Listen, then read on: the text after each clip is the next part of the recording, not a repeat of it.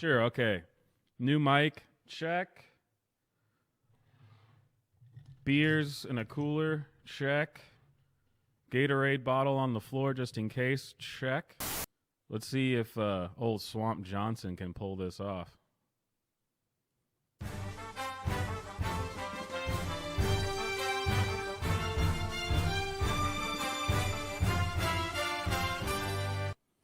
Hello, everyone. My name is Swamp Johnson, and this is Swamp News. And guess what? Today is Earth Day.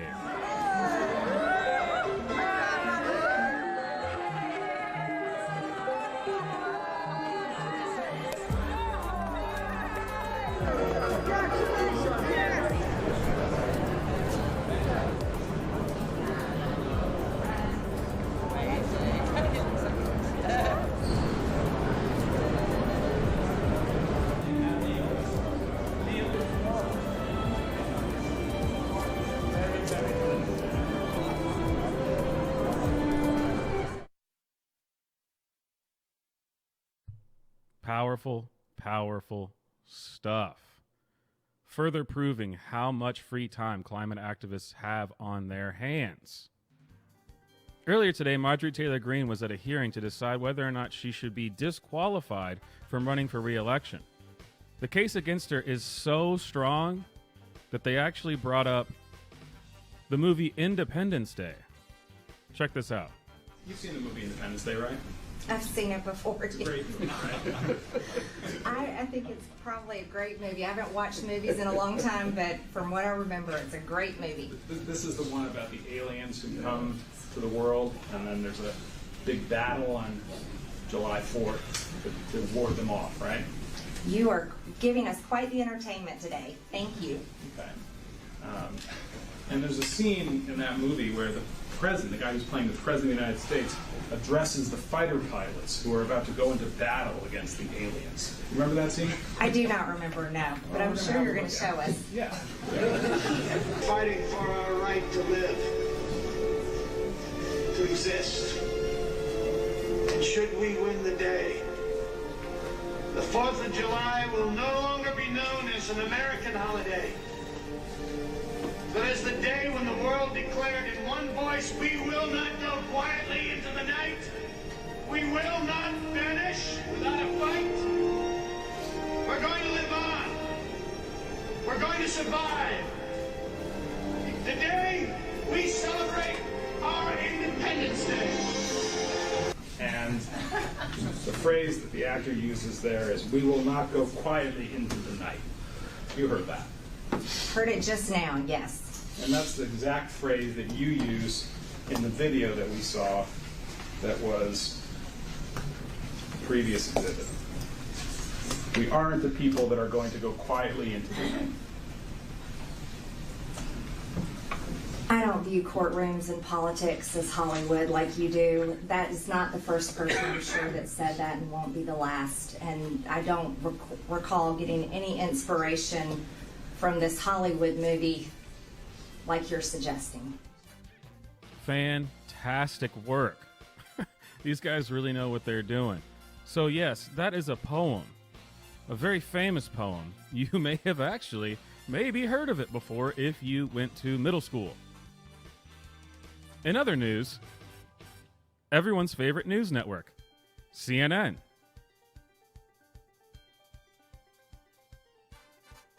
I'm sure most of you are aware that they announced that the most trusted name in news was going to launch a streaming service.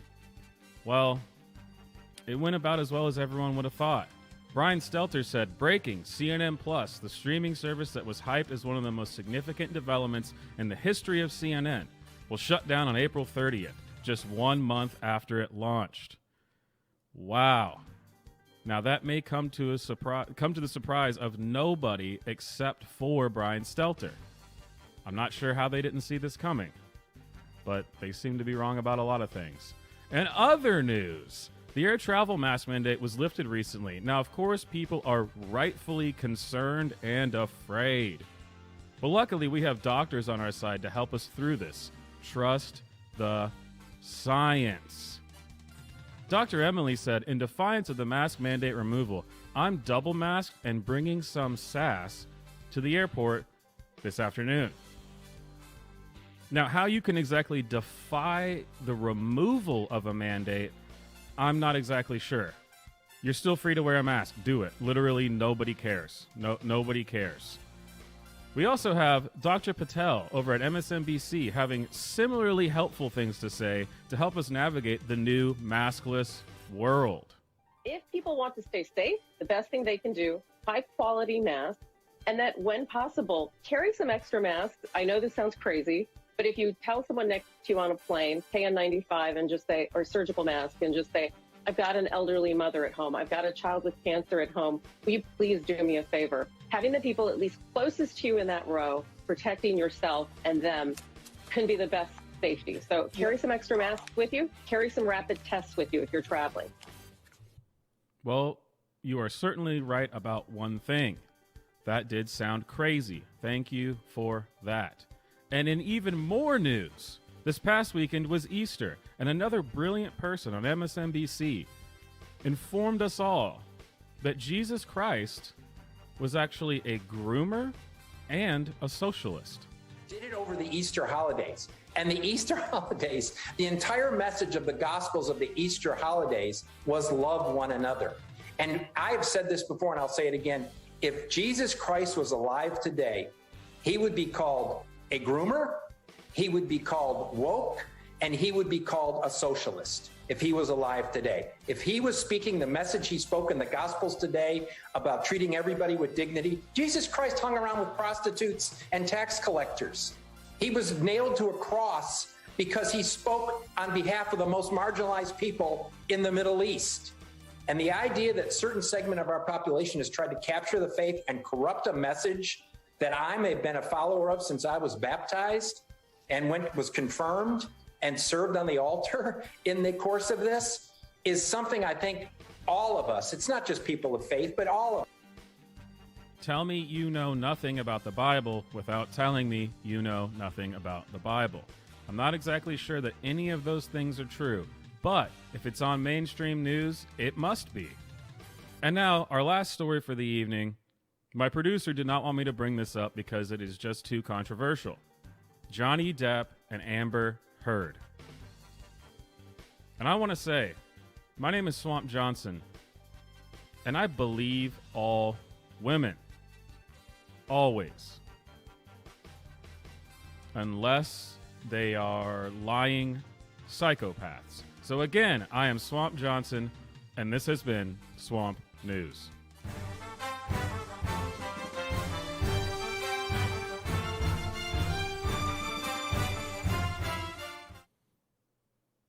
All right. Well, that didn't go too bad, right?